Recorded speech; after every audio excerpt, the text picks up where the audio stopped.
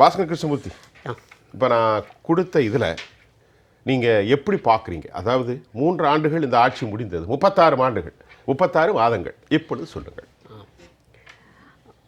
கடந்த 3 ஆண்டுகளில் நான் 3 முக்கிய துறைகள் வழியாகத்தான் பார்க்கணுன்னு ஆசைப்பட்றேன். ஒன்று வேலைவாய்ப்பு, இரண்டாவது அடிப்படை தொழில்களான விவசாயம், நெசவு, மீன்பிடித்தல், இந்த 3 தொழில்களுக்கான ஆதாரம். மூன்றாவதாக பொதுவாக இளைஞர் மத்தியத்துக்கு விரும்பி இருக்கக்கூடிய ஒரு மிக முக்கியமான ஒரு பிரச்சனை, அது என்னங்கிறது நான் விருத்து சொல்லணும்னு அவசியம் இல்லை, எல்லாருக்குமே தெரியும் தமிழ்நாட்டில் எப்படி இருக்குன்னு சொல்லிட்டு. இந்த 3 துறைகளை நான் பார்க்குற போது அரசியலுக்கு அப்பாற்பட்டு ஒரு கல்வியாளனாக நான் சொன்ன மாதிரி அப்படி பார்க்குற போது மன நிறைவு என்பதை விட ஒரு மிகப்பெரிய ஒரு மன சஞ்சலம் ஏற்படுகிற விதத்தில் அமைந்திருக்கிறது அப்படின்னு தோணுது. இங்கே வேலைவாய்ப்பு வச்சு பாருங்களேன், எத்தனை 1000 கோடி அந்நிய முதலீடுகள் தமிழ்நாட்டுக்கு வருவதாக முறையான அறிவிப்புகள் வெளிவந்துள்ளன. கடந்த 3 ஆண்டுகளில் பாருங்கள், பல்லாயிரம் கோடிகள் வந்துள்ளன. அதற்கு ஈடாக, அதற்கு இணையாக ஏறக்குறைய அதற்கு நியாயம் கற்பிக்கிற வரை புதிய வேலைவாய்ப்புகள் உருவாகி இருக்கின்றனவா அப்படிங்கிற ஒரு கேள்வி எங்கேயாவது நீங்கள் சொல்லுங்கள். இது ஏன்னு ஒரு இடத்துல இந்த ஒரு துறையில் இந்த ஒரு 3 மாதத்தில் 3 ஆண்டுகளில் ஒரு 5000 புதிய வேலைவாய்ப்புகள் வந்திருக்கின்றன, அல்லது 8000 வேலைவாய்ப்புகள் வந்திருக்கின்றன, குறைந்தபட்சம் ஒரு 1000 புதிய வேலைவாய்ப்புகள் வந்திருக்கேன்னு சொல்லிட்டு ஏதேனும் ஒரு துறையில் உங்களால் குறிப்பிட்டு சொல்ல முடியுமா அப்படிங்கிறது தான். ஏதேனும் ஒரு துறை சொல்லுங்கள் நீங்கள், இந்த ஒரு துறையில் வந்திருக்கிறது, இந்த ஒரு துறையில் இந்த 36 மாதம் ஆட்சியில்.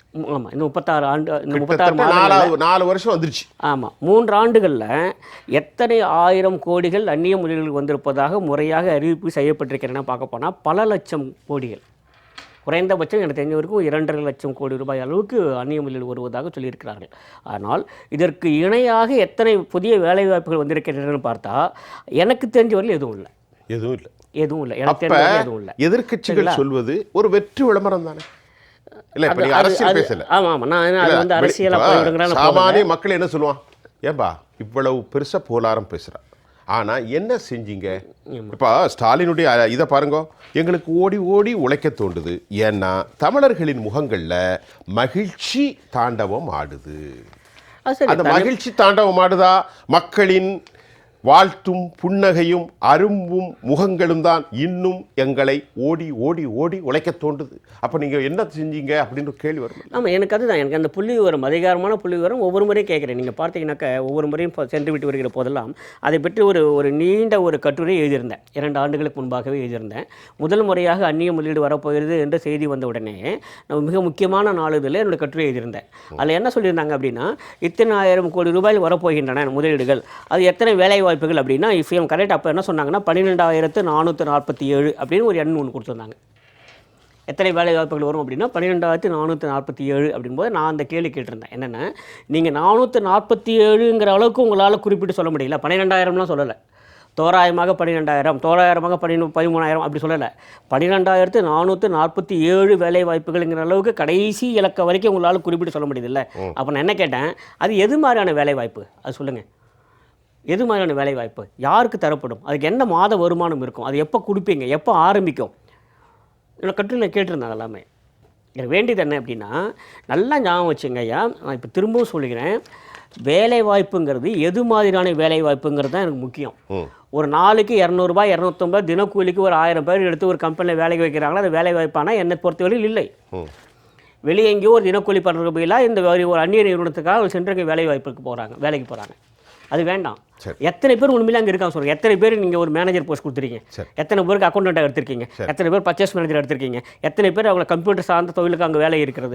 கிருஷ்ணமூர்த்தி, எந்த தரவுகளும் திமுக இல்லை, எனக்கு கிடைக்கல. அதான் உங்கள்கிட்ட இல்லைன்னா அரசு வெளியிடல. ஆமாம், வெளியிடல. நான் என்ன கேட்குறேன்னா, அப்போ தரவுகள் இல்லை. ஆமாம், அதான் நான் கேட்குறேன். ஆனால் மக்கள் முகத்தில் புன்னகை எப்படி வரும்? ஆமாம், ஆனால் எனக்கு என்ன அப்படின்னா, நீங்கள் கடைசி இலக்கம் வரைக்கும் இப்போது நான் என்ன சொல்கிறேன், இந்த ஒப்பந்தத்தின் காரணமாக தோராயமாக ஒரு 10,000 வேலைவாய்ப்புகள் வரும் அப்படின்னு சொன்னால் நான் கேள்வி கேட்க மாட்டேன். ஆனால் அவங்க எப்படி கொடுக்குறாங்க, கடைசி இலக்கம் வரைக்கும் கொடுக்குறாங்க. 12,447 வேலைவாய்ப்புகள் இருக்கின்றன அப்படின்னு சொன்னாங்கன்னா, அப்போ நீங்கள் ஏதோ ஒருத்தர் எப்படி வந்தது, அந்த இலக்கம் எப்படி வந்தது, ஏதோ ஒரு அடிப்படை இருக்கணும்ல. அப்போ சொல்லுங்கள், அது என்ன மாதிரி வேலை வாய்ப்பு சொல்லுங்கள், அது என்ன வேலையை சொல்லுங்கள், எத்தனை மாத ஊதியம் சொல்லுங்கள், யார் எடுக்க போகிறீங்க, எந்த அடிப்படையில் எடுக்க போகிறீங்க, அந்த மண்ணை சேர்ந்தவர்களுக்கு முன்னுரிமை இருக்கிறதா, அந்த மாவட்டத்தை சேர்ந்தவர்களுக்கு முன்னுரிமை இருக்கிறதா, அந்த மாநிலத்தை சேர்ந்தவர்களுக்கு முன்னுரிமை இருக்கிறதா, அதில் பெண்களுக்கு என்ன முன்னுரிமை தரப்பட்டிருக்கிறது, அது எது மாதிரியான வேலைவாய்ப்பு, எத்தனை ஆண்டுகளுக்கு அந்த வேலைவாய்ப்பு இருக்கும், சரியான புள்ளிகள் வேணும்.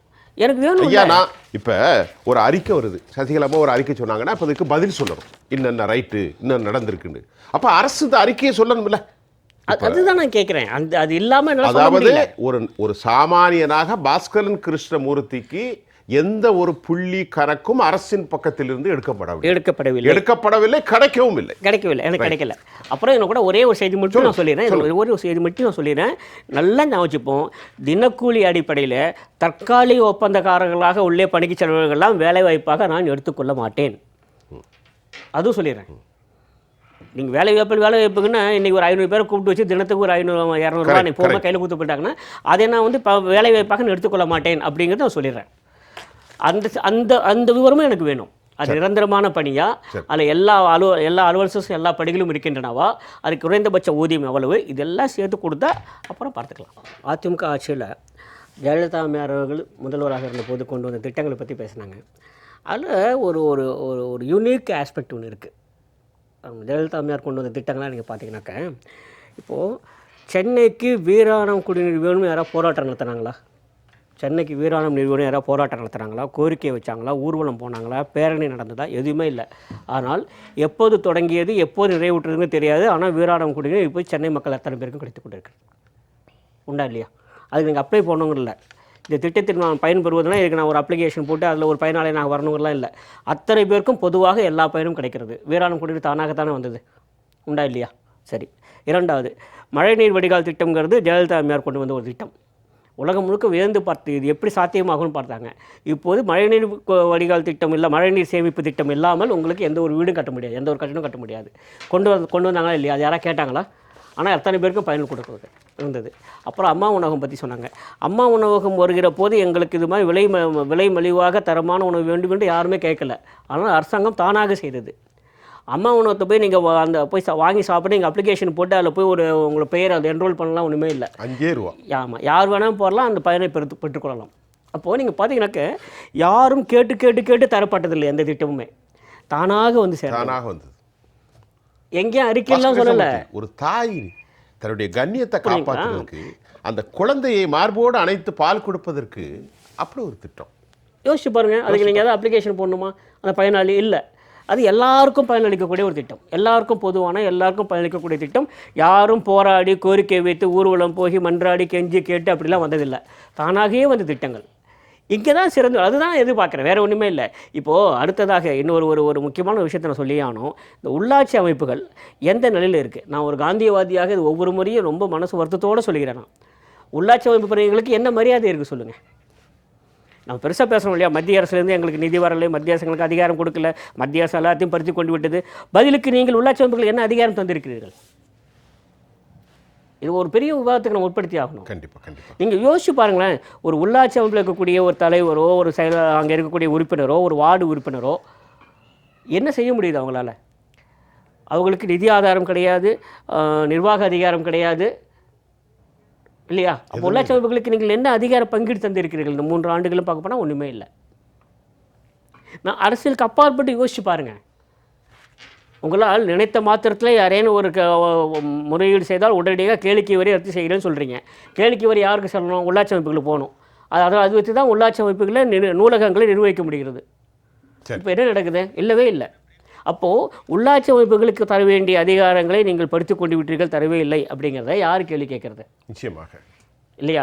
அப்போ நிறைவாக இன்னும் ஒரே ஒன்று மட்டும் சொல்லிடுறேன். அந்த அடிப்படை தொகைகளை பற்றி நான் சொன்னேன்.